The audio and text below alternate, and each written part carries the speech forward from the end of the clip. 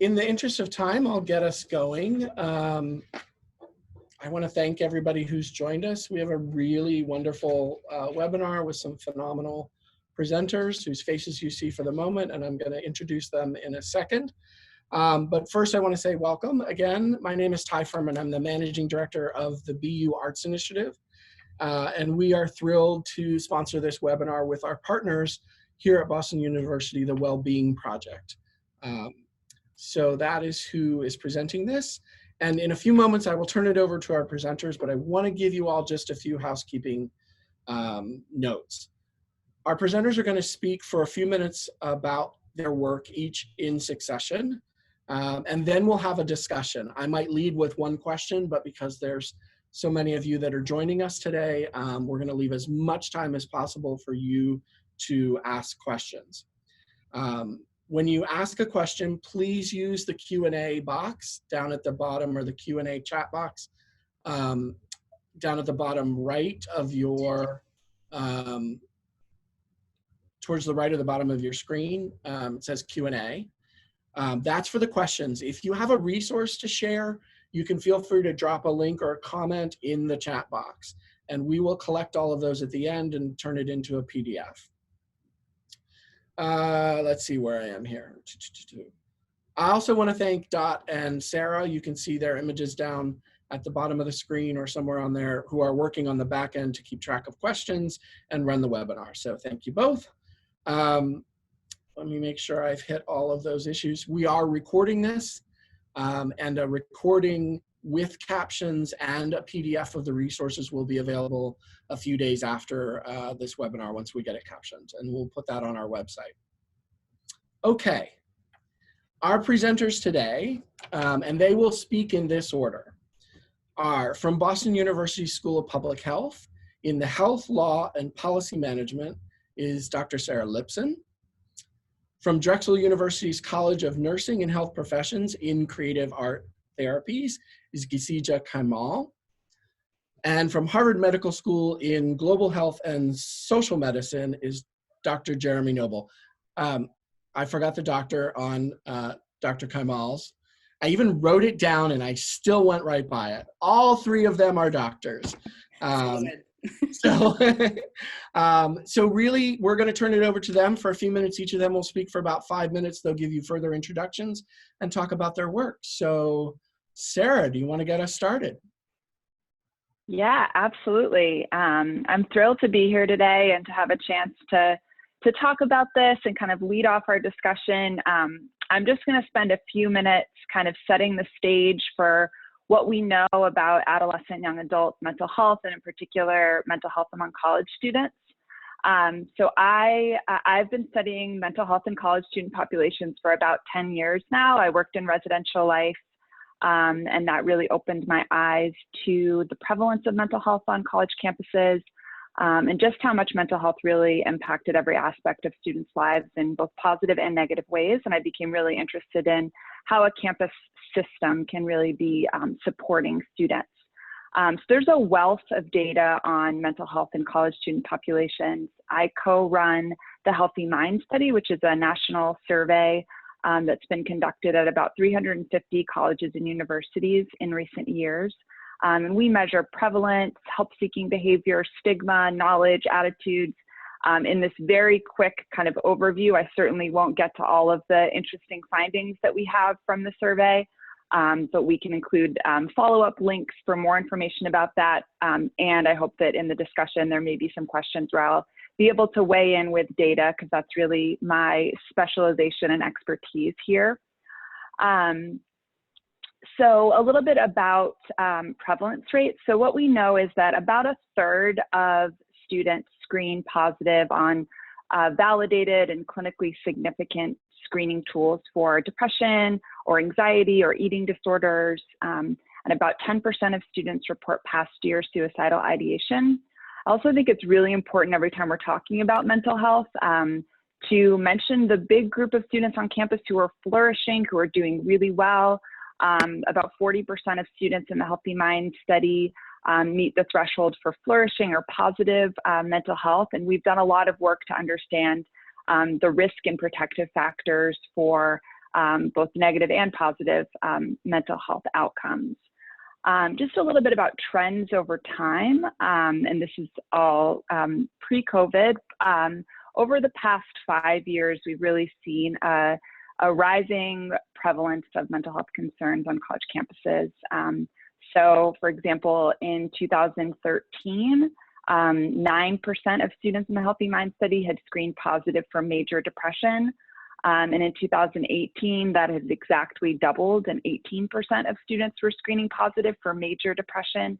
And we see similar trends in anxiety, and then downward trends in terms of the rate of students who are flourishing on campus. So a lot of reasons to be really concerned about the direction that we're going in with regard to mental health. So some explanations for the rise in mental health problems. This is not unique to college campuses. We're seeing an increase in adolescents and young adults worldwide, actually. And the strongest factors are likely those that are common to young people throughout the world. Things like digital media use is obviously a huge factor here in both positive and negative ways. Some other really key risk and protective factors to have in mind: sleep, substance use. Those are really key health behaviors for mental health that in particular right now might be drastically affected by the pandemic. Other really key risk factor is financial stress. So this is something that I've been thinking about a lot with college students, is the enormous financial stress that we're all facing right now, but that I think plays a particularly key role in the future of higher education. And something I think is really relevant to the overall discussion today is sense of belonging and the sense of purpose that students have. So when students feel a sense of belonging to their campus, when they feel like they're part of the campus community, that's very protective for their mental health. It's associated with positive mental health outcomes. Likewise, when students have a sense of purpose, when they feel like they have meaningful relationships, when they feel optimistic about the future, that unsurprisingly is very predictive of good mental health outcomes. And there are sort of interventions across many different levels that we can be thinking about in terms of intervening on these risk and protective factors. But the main takeaway in terms of prevalence is there's mounting evidence of upward trends over the past 5 to 10 years. And there's a confluence of factors related to this, many of which may be uniquely impacted by the pandemic. Next, I just want to spend a minute talking about help-seeking behaviors and what we know about students seeking support for their mental health. So we've seen an increasing rate of students who are seeking services for their mental health over time, and many counseling centers are really struggling to meet that rising demand.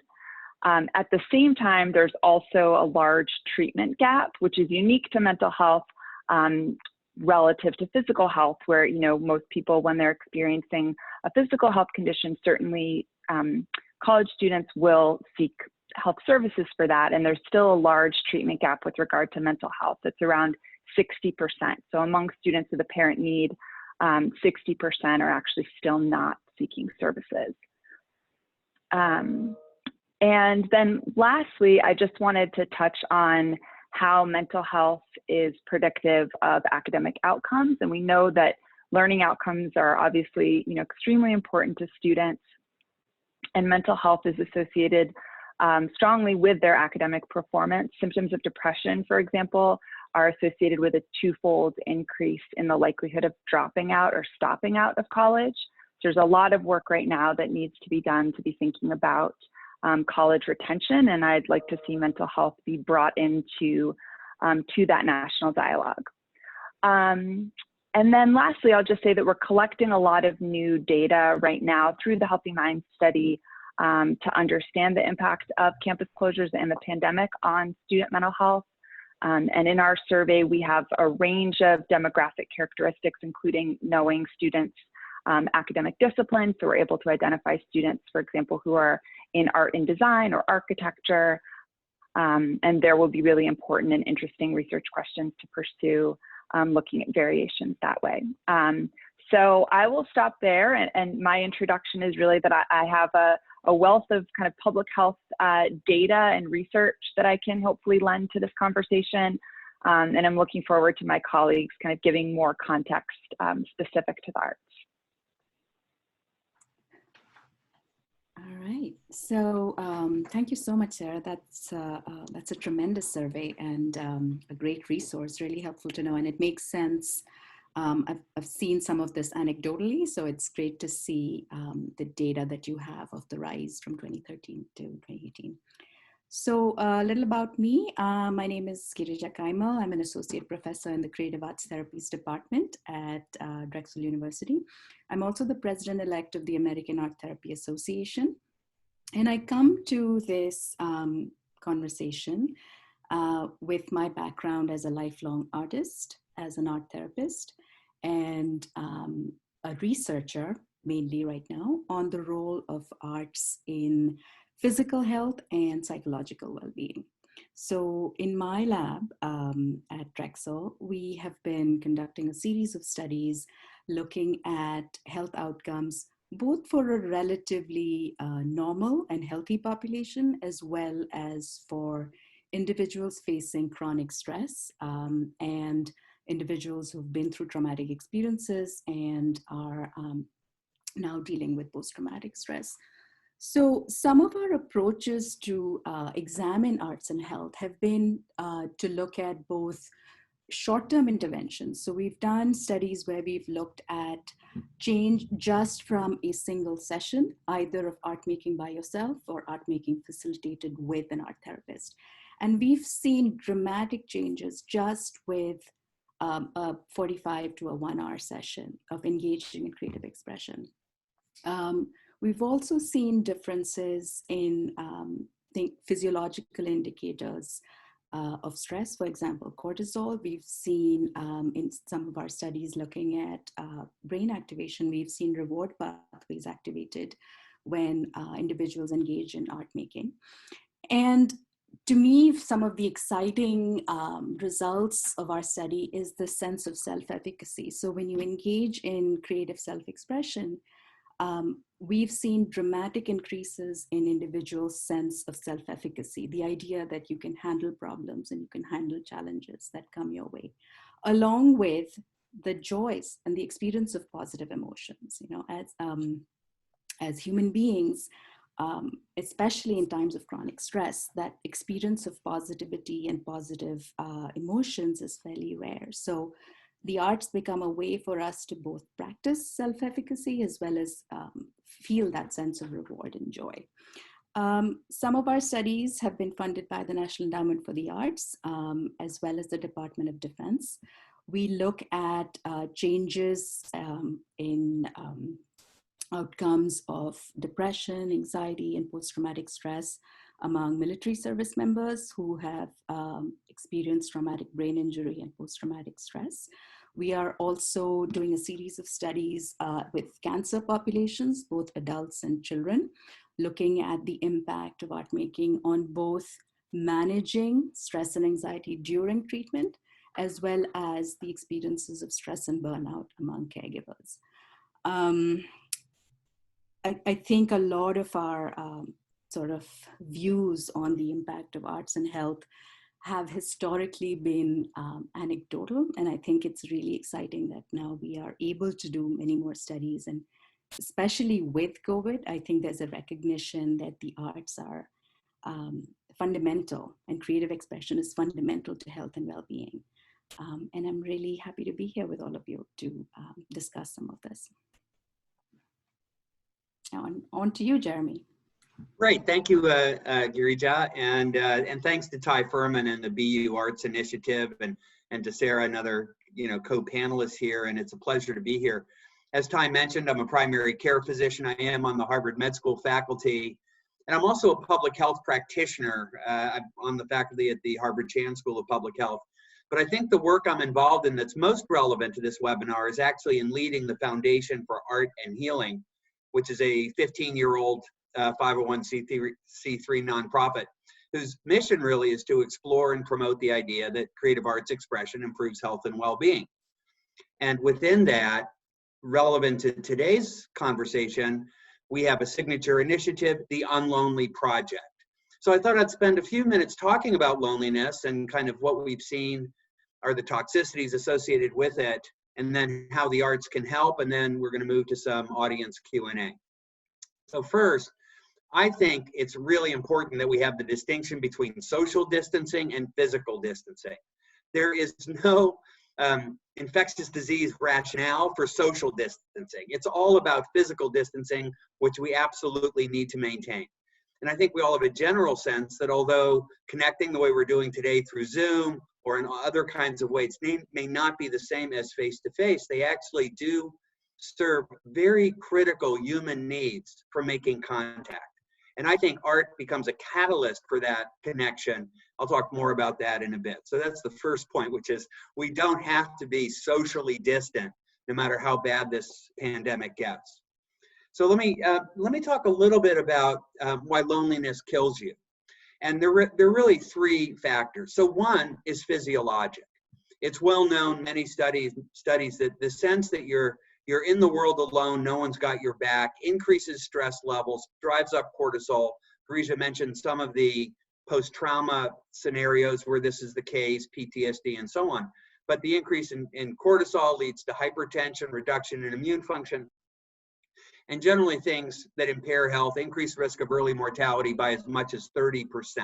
So that's on par with smoking. So that's the physiologic burden of loneliness. On the behavioral side, when people are lonely, they actually change the way they make sense of the world around them.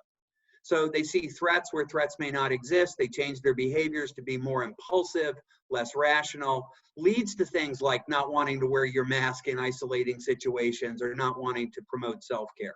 So behavior really matters in staying healthy.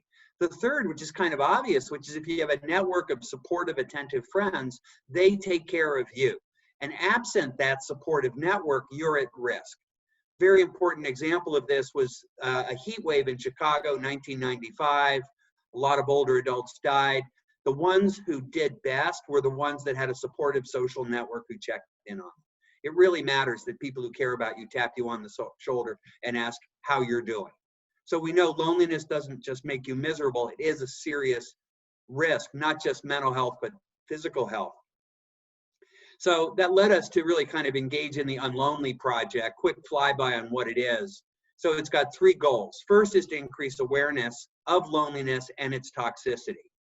Major studies done by Cigna, by others, showing that as many as 40 to 45% of US adults are lonely, disproportionate burden in the 18 to 24-year-old population. So that's very relevant to many of the folks in this webinar. The second aspect of the Unlonely Project is to reduce stigma, so we'll talk about it. Obviously, this webinar is part of that. And the third is to actually put programs, and we at the Unlonely Project really embrace a lot of the principles behind the art therapy work that Girija as research underpins and her as a practitioner supports, which is that arts actually are fundamentally powerful to enable connection. So we won't go deeply into it, but the arts work in several ways to foster connection, and we include those mechanisms in our programming, as does art therapy. Our principles are very aligned, even though there are many things you can do day to day to embrace the arts, to be more connected and healthier without being in therapy to do it. So the first thing about the arts is in the process of making art, and I'm sure there are many art makers in the audience, you are totally in the moment. It allows you to be with thoughts and feelings in a way that can reduce distress, it can reduce discomfort, as well as to fire up your imagination and start having aspirational and positive and thriving and flourishing thoughts. So that's the making of the art. The second, and this is fundamental to the connection opportunity, is you have something you can share. So a doodle, a poem, a dance is a way you can manifest who you are in a way to connect with somebody else. And the third is in the reflection of the creative work that someone's doing, whether you're receiving it face-to-face, like someone reading you a poem, or listening to a performance, even on Zoom, like the Rotterdam Symphony doing Ode to Joy. Very powerful experiences. So we know the arts are incredibly powerful at addressing loneliness and fostering connection. So, I'll just end, before we go to questions, which is what are we doing now at the Unlonely Project and elsewhere to put the arts to work to address loneliness? One of the most interesting things we've had a chance to get up in just the last 4 weeks is a website called Stuck at Home Together. And I'll ask one of our staff people to maybe pop the URL in the chat box.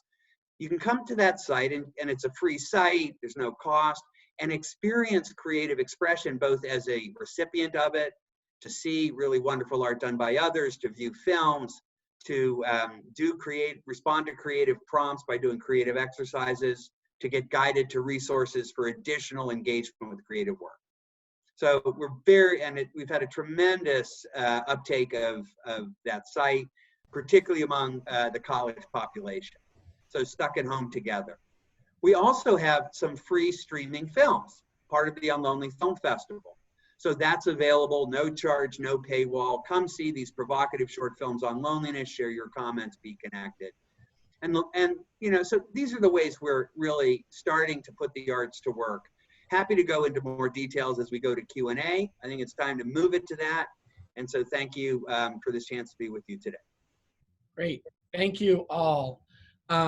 I'm going to start with a real specific question that came through to us.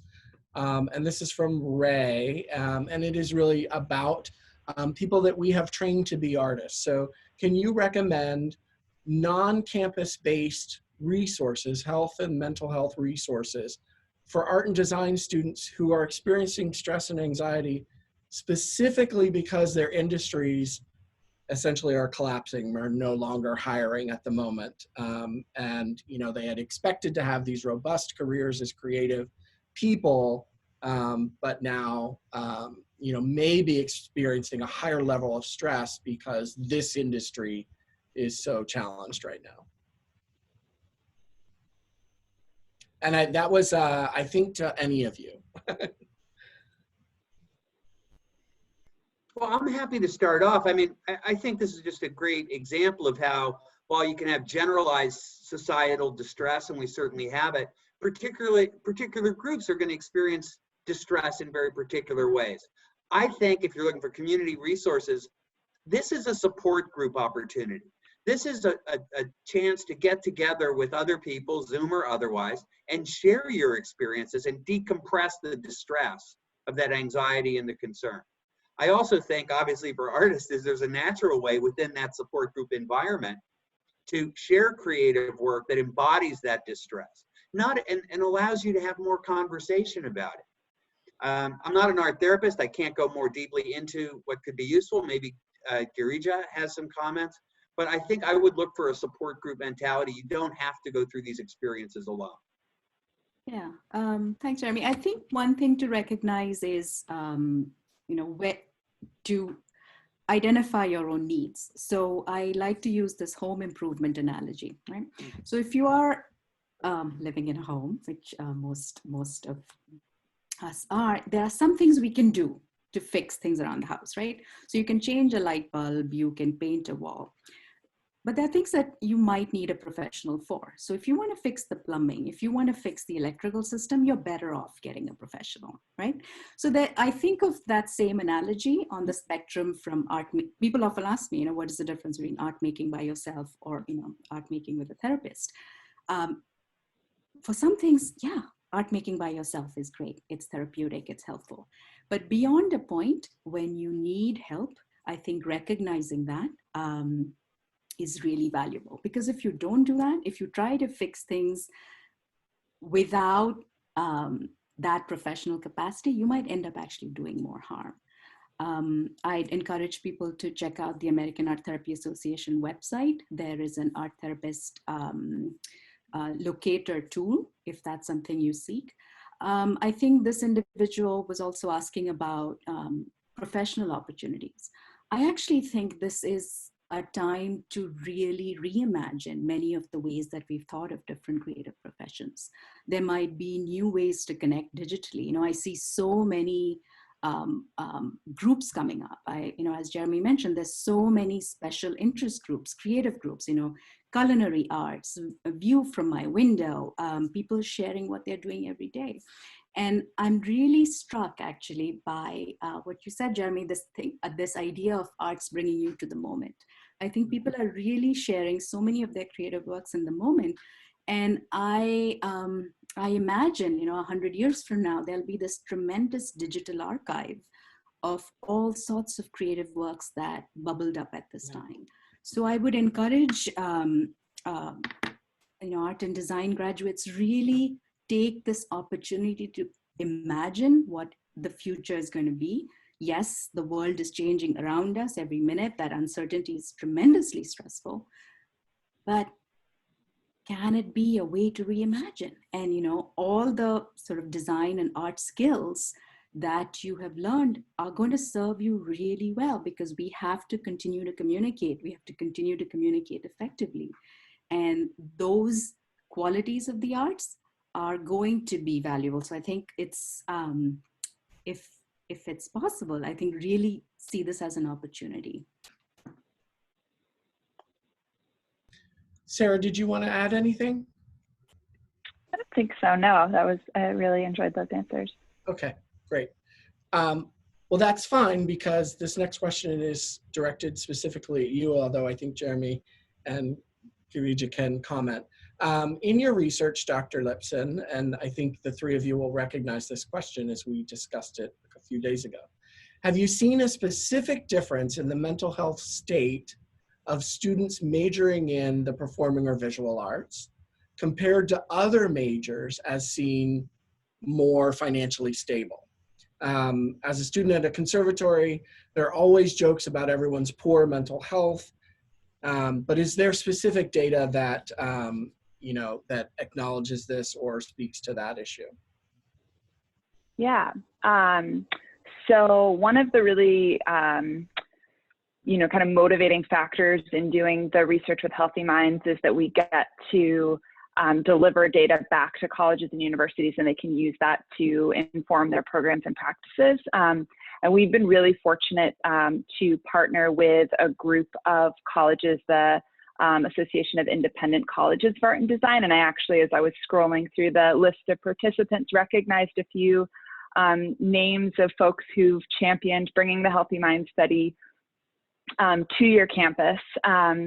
And so, yes, so we have looked at that. We've looked at variations across academic discipline. We haven't, the way that the survey is written is that students can report being in art fields, and in parentheses it says, visual arts or music, and that's not differentiated. And then there's also a field for art or for architecture. And so we've looked at that group and we've compared to other groups. And we do see a higher prevalence of depression and anxiety and suicidality, as well as substance use, generally in students who are in art and design relative to other academic majors. We also know that among students in art and design who have a parent need, so who have a positive screen, they're more likely to be seeking help and be, trying to actively engage in resources relative to other academic disciplines. So this treatment gap, the proportion of students with need who are not seeking help, is much higher in fields like business and engineering, and actually lower in art and design. So more students in need are getting the help they need, but the starting prevalence rate is, on average, does appear to be higher in the art and design population. Did either of you want to add to that? I know we had a brief conversation about this a couple of days ago. Any additions to that? Okay. I think that's helpful. Great. So all of the participants, please bear with us. We are trying to get through questions and select them, so keep them coming. This was from an anonymous person. I've heard in all of your, I'm going to turn my video on, I apologize. I've heard on all of your presentations mentions of the embedded benefits of engaging in art making, fostering connection, reducing stress, increasing self-advocacy. My question is about the anxiety that can also be embedded in the creative process. what about the inhibitions that can potentially paralyze in creating? Aesthetic aims, insecurity, fear of self-disclosure, in asking others to engage in art making to benefit their health? What are the protocols or tools that could be used to address creative anxieties as they're bound to arrive? Right. So I A can long question. speak to that a little bit from the perspective of an art therapist and as a lifelong artist, right? So I come with a certain bias. Visual arts is my place of comfort for self-expression. If someone asked me to play basketball, I might not feel quite so confident, right? So some of these insecurities for me would be in sports. That said, I'll share with you what how art therapists in general work with clients. So the first thing we'll say is there is no right or wrong. Right? This is a place for you to express yourself. This is a judgment-free zone, so to speak. Unfortunately, in our society, I think we have placed this judgment on ourselves. Like there's the artists who are skilled and do things, the rest of us can sit back and watch. The really skilled people do this. And I think that's really unfortunate. If you think back to your childhoods, when I guess there was less of some of this judgment, think about the things that you enjoyed doing. It might be any form of art, music, dance, writing, visual arts, drama, any of those places where you felt like you could fully be yourself and express yourself. I would start with that. And I think especially in the time of this pandemic, a lot of folks have moved to the culinary arts as a way of expressing themselves and expressing creativity.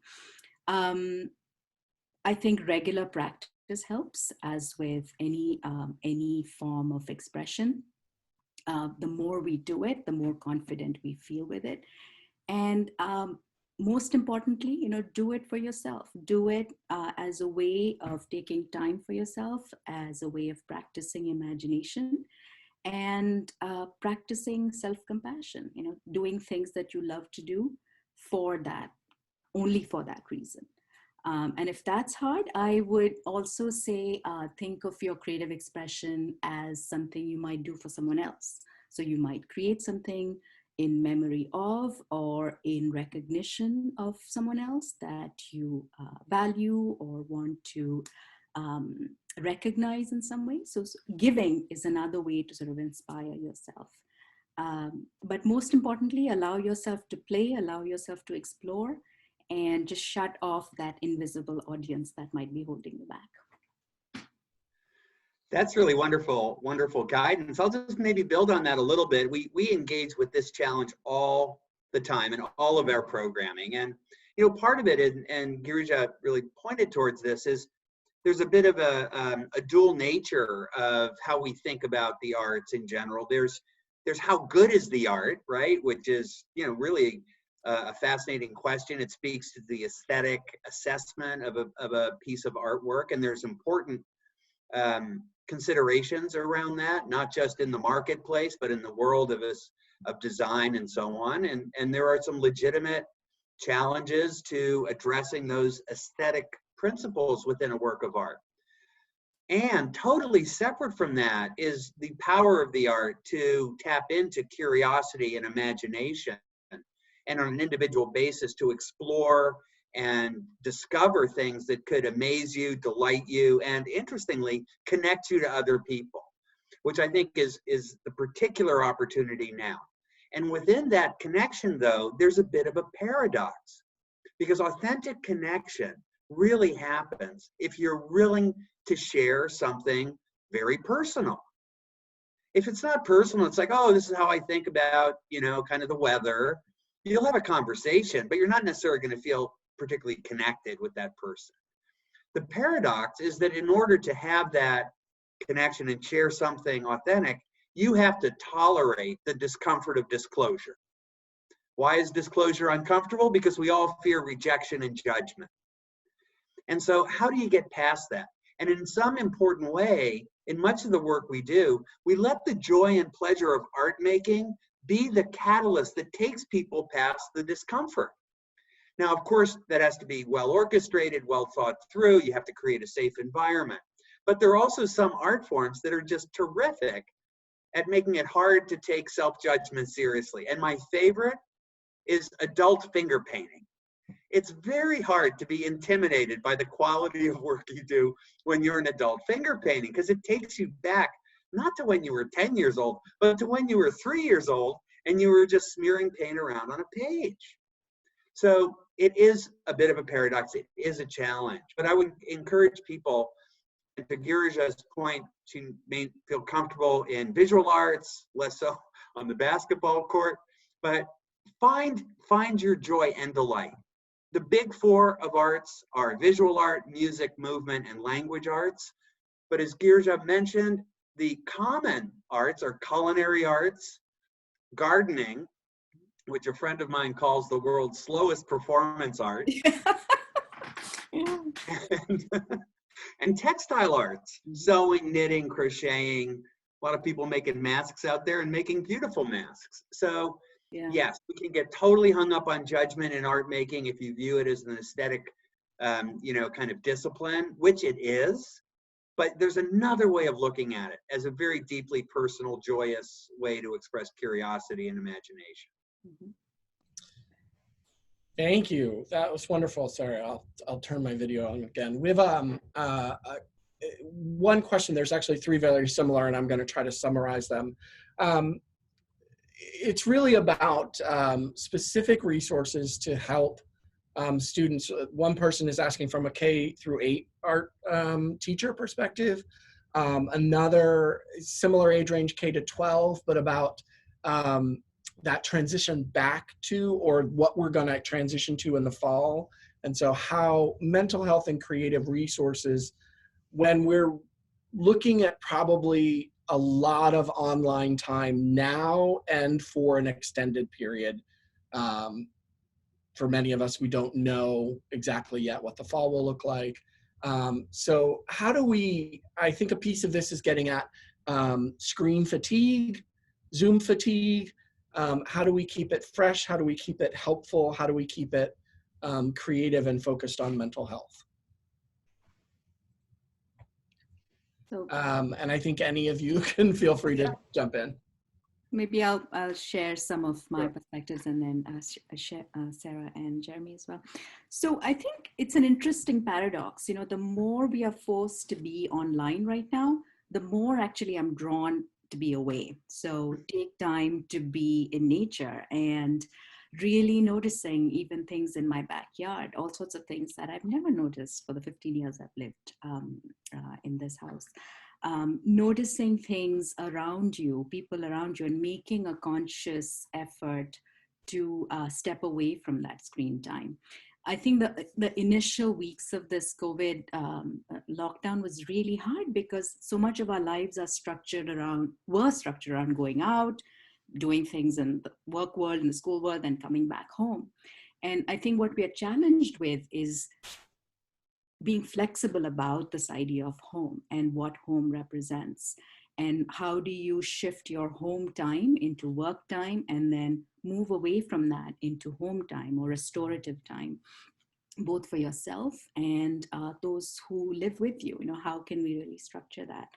I think it helps to have a schedule as well as specific projects that are ongoing. So you might have something that you're working on that you add to every day, maybe a progressive painting, or you're making a quilt. Like my daughters and I, we made a quilt with things around the house. Since we're not going out, we're doing a lot of stuff with found objects, exploring recipes or gardening. And I think one of the things to think about with art, and the beauty of art, is that it can hold or mirror many different emotional states. So if you're feeling anxious, there's a lot of art forms which are simple, repetitive activities, right?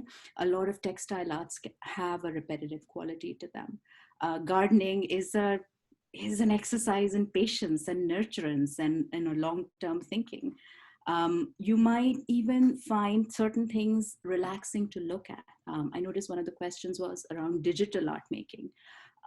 Explore that, see if that is something that speaks to you. Each of us kind of resonate with different forms of art and expression. So see what really speaks to you. and use this time to really learn what excites you, what are the things that you didn't have time for or couldn't attend to in our regular previous pre-lockdown lives, and see how you might better understand yourself through some of these creative pursuits. Sarah, do you have something to add?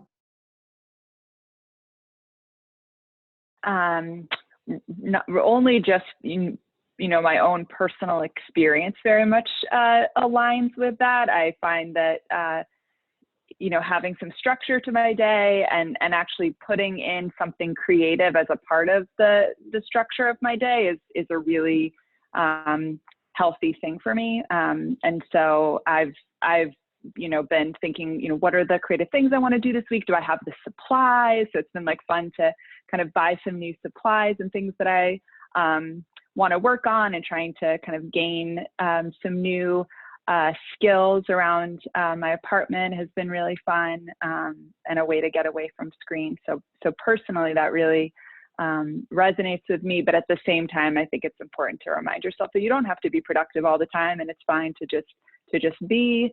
And so I also try to make sure I'm not always moving and doing things. Yeah, no, I think that resonates for me, Sarah. Obviously, we're all kind of in this new normal. And one thing that's very clear is these circumstances are changing our relationship to time itself. How we are experiencing time is changing. And also place, right? Because there's now all these new ways to think about space, particularly, kind of in the isolation idea. And I think this is particularly challenging for people who may already have be challenged, if you will, with self-regulation.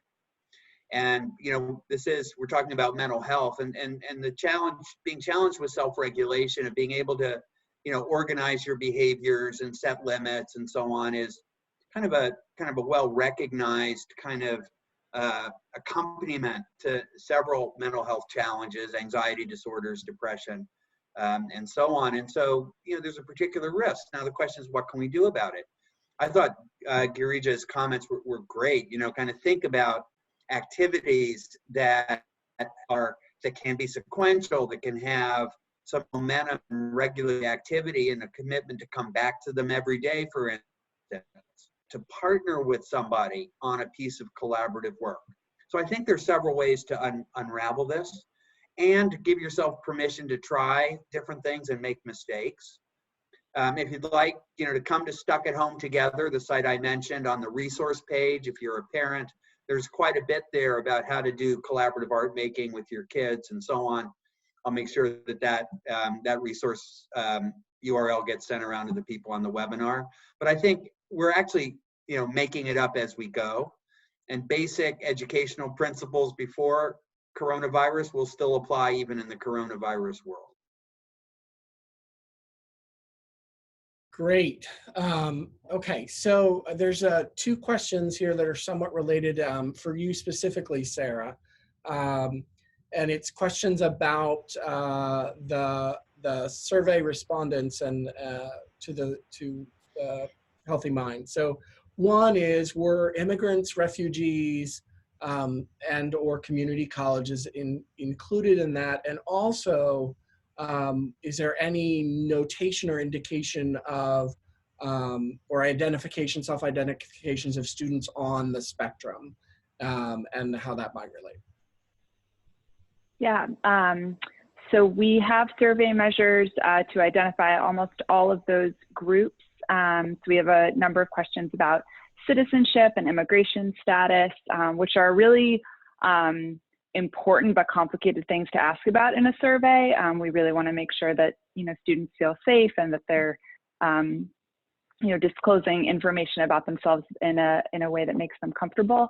But we do have information about immigration status.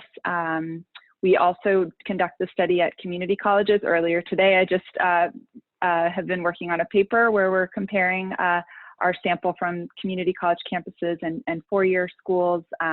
Prevalence rates are quite similar between the two types of institutions. There are some more significant disparities for low-income students and students of color on community college campuses.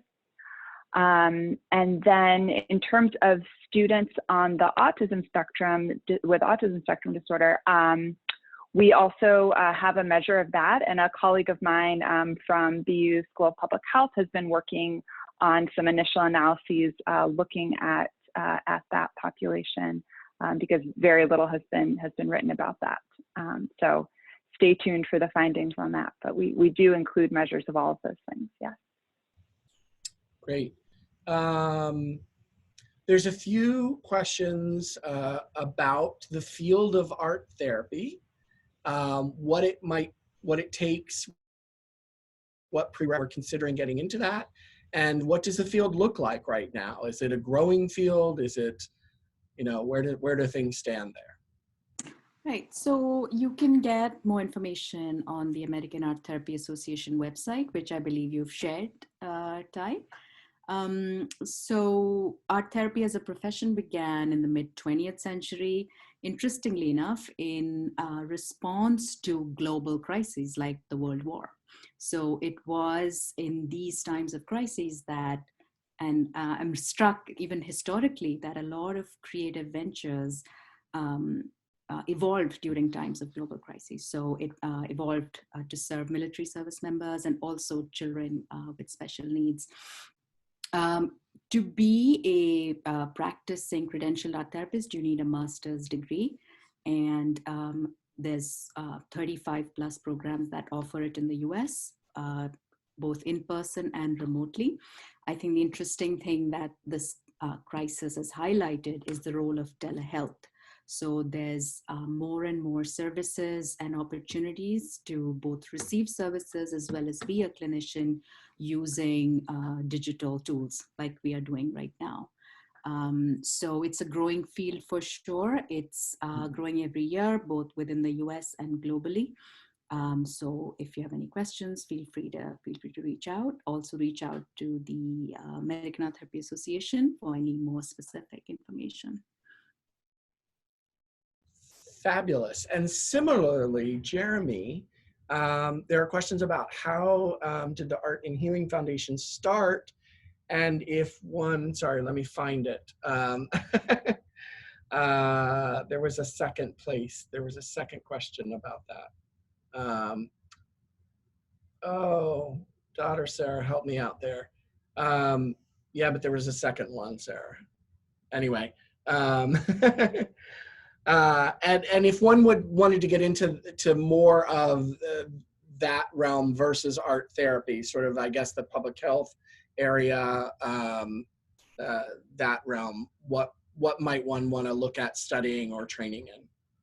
Yeah, no, I'm happy to answer those questions, including how we got the foundation started. But I actually, just to invite Girija to follow on a little bit more about the other creative expressive therapies, because art therapy is obviously critical, probably the largest of the creative expressive modalities, but my understanding is there are several other approaches that put creative arts to work. That may be helpful to the audience to hear about.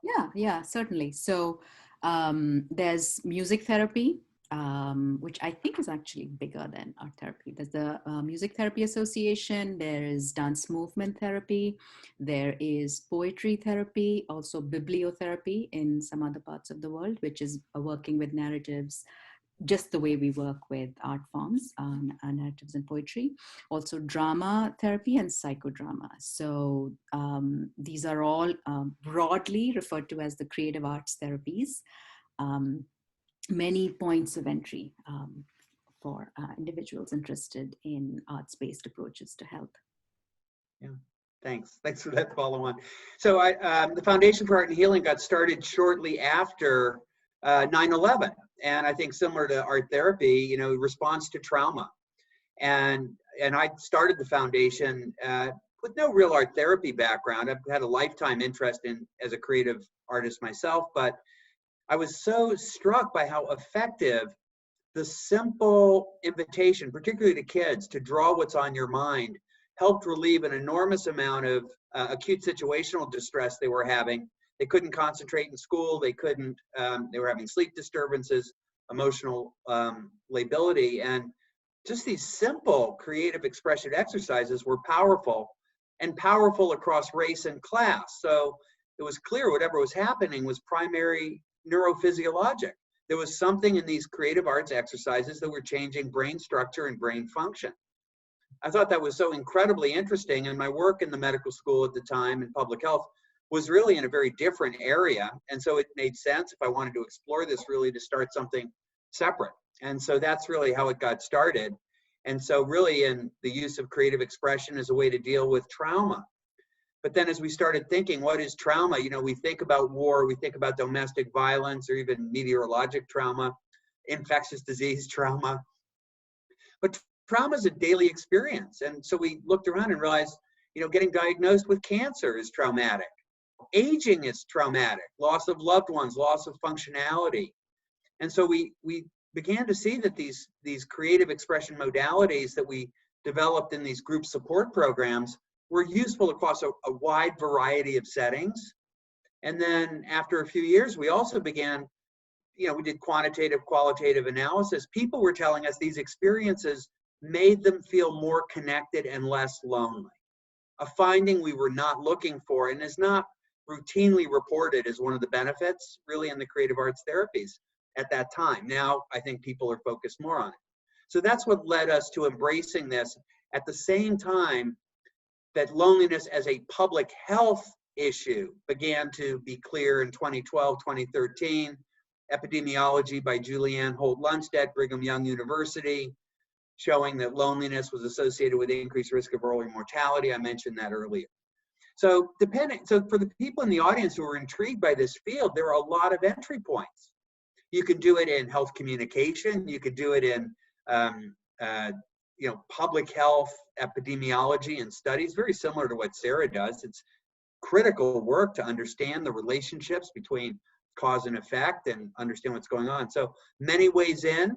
I think it's similar to what Girija said, you know, maybe if it's not drawing, it's basketball. So decide what really turns you on. If there's something about this incredible relationship between creativity and expression and mood and behavior and health and thriving and flourishing, find your way in. There are lots of doors.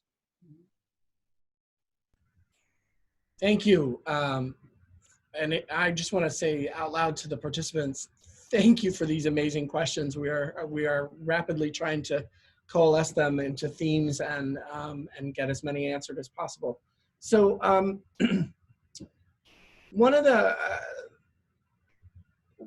there's a couple of questions about sort of really direct therapeutic. And so one is during this time, both younger and older adults are self-medicating from this person's perspective, as it reflected in increased alcohol use. Can we make a case for arts as more effective, less expensive, and fewer side effects than medications? Or I guess, so the question is, you know, where do we draw the line between creative therapies and the need for medication? Girija, we want to take a shot? You know, I was thinking about this question. There's so many jokes online, right? People talking about, oh, you know, hoarding wine, and, you know, oh, all this homeschooling is driving everyone to drink, and there's lots of jokes about it. But this is a serious issue. This idea of substance use and how we use it to self-regulate. And I think I want to go back to what you said, Jeremy, about the role of arts in self-regulation. You know, our purpose or our struggle as human beings is this whole response to challenges and stresses. And when they become chronic, they become traumatic. If it's an, you know, it's a unexpected event that threatens your sense of safety and belonging, it ends up being perceived and experienced as a traumatic event. And the more resources we have to cope with that, you know, the more effective we might be. So the resources are relationships. Resources are, as Sarah said, you know, the sense of purpose and optimism. And what we are seeing in a lot of our studies, the sense of agency, that, you know what comes my way, I don't know what is coming my way as we are in this uncertain time, but somehow I'll figure it out. I'll figure it out and I'll move forward. And I think if you have an art form that serves that purpose for you. It could be writing. Actually, writing might be one of the sort of easiest entry points. If you can allow yourself to reflect every day, engage in a gratitude journal, those are ways to kind of step in and say, you know what, instead of an external substance, I have a resource within me. And some of this is really kind of understanding what are the things that set you off, what are the things that make you vulnerable, your triggers that set you off on this need for an external substance to calm you down. Can you channel that through a different form of creative expression that'll bring you perhaps the same response in terms of calming as well as feeling relaxed and joyful.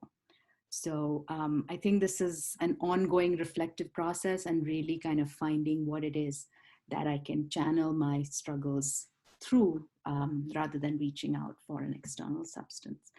It's easy, and I know it sounds kind of bad. These are real struggles. I don't want to minimize it in any way, but there's alternatives, and I'm really grateful this person wrote this comment.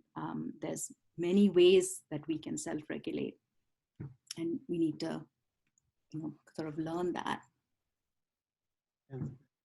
I did want to I thought that's a beautiful answer, so thank you for that. I did just want to follow up with two thoughts. One is, we're all at risk, during these difficult times. And if you do find yourself burdened with really troublesome negative feelings, emotions, suicidal ideations, don't be embarrassed about it. Don't be ashamed. Ask for help. It's really important. And help is available. And there are a lot of channels to find it. I think fortunately most people are able to, somehow regulate within that sphere, but not everyone is. It doesn't mean you're weak. Doesn't mean you're defective. Ask for help. Now, if you're on the side of it where you think I just, need something to kind of take the edge off, something to think about is including what is often called mindfulness modalities within the spectrum of creative modalities.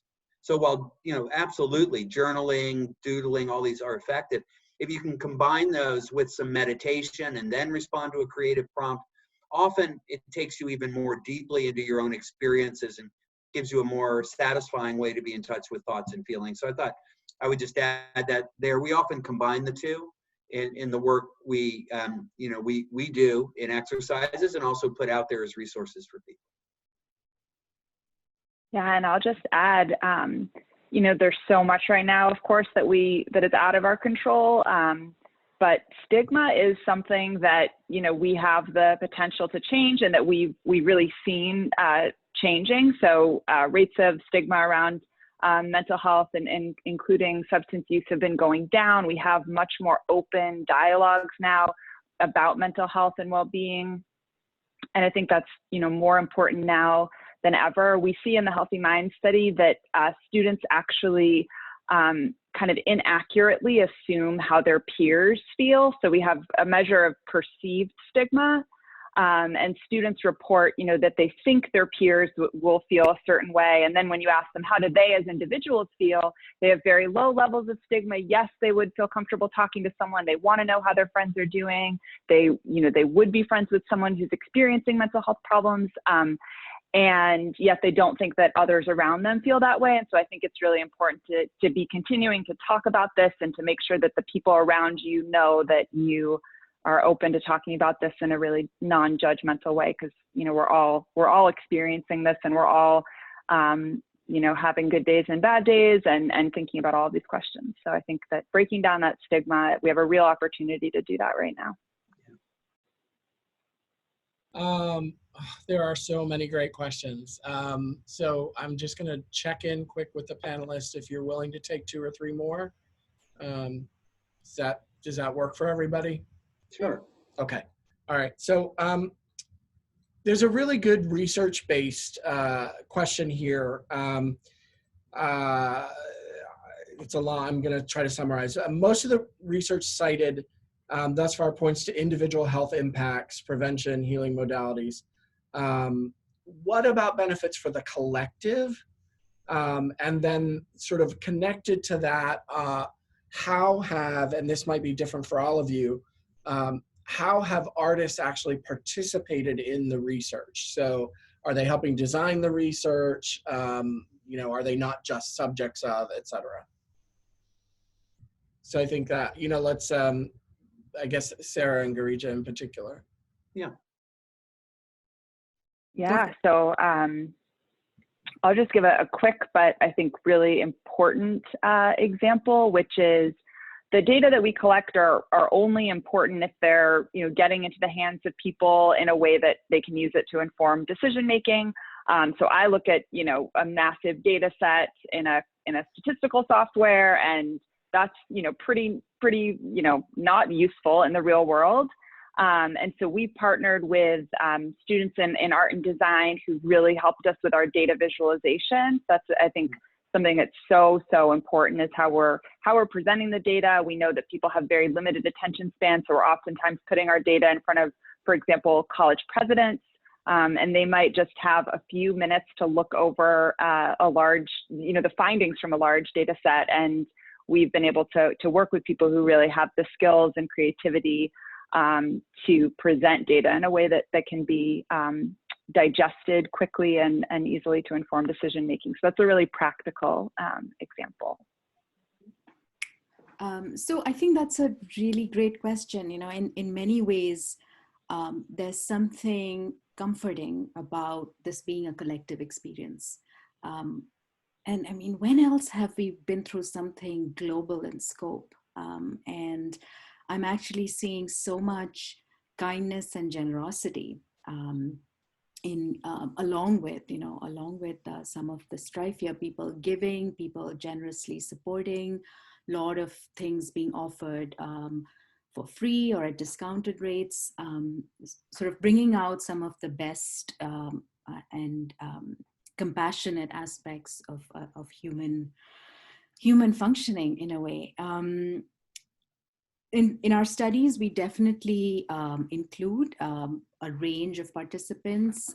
We track outcomes, and some of the interesting things we're seeing is that it doesn't matter so much. So someone might identify as an artist or not, and we see some of the same health outcomes, which we're excited about. I think there's a lot of community resources coming out. So I noticed in the chat that my colleagues at the International Arts and Mind Lab have this tremendous resource that they're putting together of artworks and arts-based resources. And I think there's something to this collective sharing. There's websites where people are sharing their art made in response to this time, both the struggles as well as the sort of points of inspiration. And Philly in particular, there's a site where people are putting their artwork on windows to share. There's a site, Corona Art, where art therapists are sharing the works that they are making themselves. People are sharing what they cook every day. People are sharing their views every day. I mean, there's so many different ways. I'm really struck, and I hope we can kind of examine this in the future, how we came together globally to kind of express our collective struggles, aspirations, responses, and what we might really learn from each other through this time. And by both sharing the struggles, as Jeremy said, that vulnerability is that point of connection. How might we share the things that we are struggling with, but also how are we, reinventing ourselves? How are we connecting in new and innovative ways that we never imagined previously? There's a great question here about opening back up and folks in the arts industry. And do you have thoughts about how we might relieve the public anxiety about rejoining and participating in public arts programming? So it's kind of a broader, general anxiety question. Yeah, what are your thoughts? It's interesting. I was asked by the Clinton Foundation to be part of a task force they've helped pull together to work with theater about theaters, obviously are going to be impacted by social distancing requirements when they open. And it's all about asking this question: when is it safe to go to a theater? And being in the public health world, we use the word safety all the time. There's actually a real definition. What safety means is an acceptable level of risk. So risk assessment is its own methodologic area, and people are trying to figure out what is the actual risk of, say, COVID-19 infection. But deciding whether something is safe at any particular level of risk is actually a social question. Am I willing to tolerate that level of risk? And we do it all the time. We walk out of buildings in the winter knowing there's some risk that some chunk of ice is going to fall off the roof and hit us. There is some measurable risk that will happen, and yet we generally feel it's safe to walk around in the winter. Mm-hmm. So I think the point to the arts, and when can we go back to the arts, is not just when is the infection risk, but when will we value the art experience sufficiently so we'll tolerate whatever risk there is. And I'm not saying we are cavalier or just say, hey, art is so important, we don't care if we get COVID-19 and let's pack theaters. I'm not saying that at all. I'm just saying that we will be making social decisions about whether we go to theaters or not. So for the people in the art world, this is a time to promote the value and the benefits of the arts, because then people will do the internal risk assessment around that, and I think come up with a very positive answer. Not in a cavalier way to, that might risk infection for them and others, but it'll help them avoid overreacting to risk and staying away from exactly the creative experiences that could be life-enhancing, if not life-saving for them. Do either of you want to add to that? No, I think that's a really great point, right? There's that idea of safety. I saw a photo the other day of a concert, which was a drive-in concert. Instead of a packed, performance arena, this was hundreds of cars and someone was performing. So perhaps we'll just see new ways of performance. We'll see new ways of sharing, connecting. I don't know. I'm really curious. I think some new ways of creating and being are going to emerge from this time that we've never seen before. Okay. This is going to be, I think, the last question. There's two that are similar. So again, I'm going to try to pull them together. Looking to the future. In one of the questions it asks, they don't ask particularly. Looking to the future, what are the greatest opportunities for the intersection of arts and health, and to expand beyond these research communities? So, to really draw in and connect with practitioners. Let me see if there's a way to add how this, and how might your respective labs and organizations and research help in that, in sort of moving it out of this academic research arena and into the practitioner space. I'm happy to start off. I think the most important thing that may come out of what we're going through is, and it goes back to something Sarah said about the challenge of stigma. Generally, people are stigmatized about loneliness because they feel that being lonely is because there's something defective or deficient about them. They're inadequate, they fall short in some way, and if people knew it, they wouldn't love them, they wouldn't care about them, and they'd be abandoned. So you don't want to self-identify as loneliness because you feel like you're a loser. Right now, we're isolated and lonely because we're facing a common enemy, COVID-19. So in a way, it's an opportunity to break through the stigma to talk about loneliness and normalize that conversation.